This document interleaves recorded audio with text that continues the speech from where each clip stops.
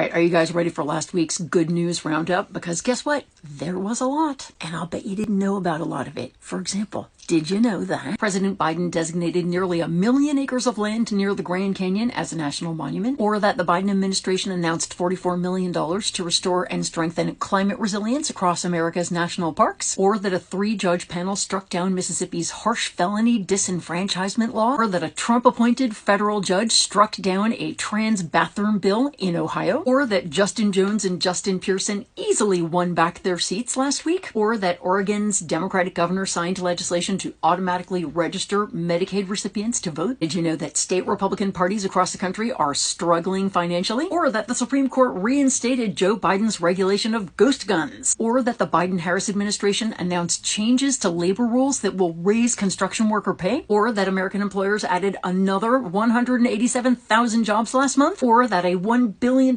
solar project is now underway in eastern Kentucky at the site of an old coal mine? Or that the PACT Act hit its 1-year anniversary and 744,000 claims have already been filed under it? Or that a bipartisan group of legislators has introduced legislation to reduce the country's stillbirth rate? Did you know that installation is set to begin this week on the country's first commercial-scale offshore wind farm? Or that shark populations off of U.S. coasts are rebounding after decades of decline? Or that U.S. regulators just approved the first pill for postpartum depression? There's more. The Biden-Harris administration has introduced a new energy efficiency rule for home water heaters. This is going to save you money and be great for the climate. A federal judge dismissed a lawsuit from Michigan Republicans seeking to decertify the 2020 election and rerun it in the state. Billie Eilish performed a solar-powered Lollapalooza set. A Texas school district announced free breakfast and lunch for all students this year. Marjorie Taylor Greene's campaign manager was ordered to pay $25,000 when it was found he had scammed donors out of money meant for victims of the Ohio train derailment. An entitled jerk is going to jail. Donald Trump has so many legal bills that his campaign is struggling with a cash crunch. The White House trolled Tommy Tuberville brutally after it turned out that the Alabama senator lives in Florida. There's now a second legal challenge to Wisconsin's highly gerrymandered legislative maps. The Ohio Supreme Court unanimously rejected the Ohio Republican Party's last-ditch lawsuit to try to keep the pro-choice ballot amendment off the ballot in November. A federal judge in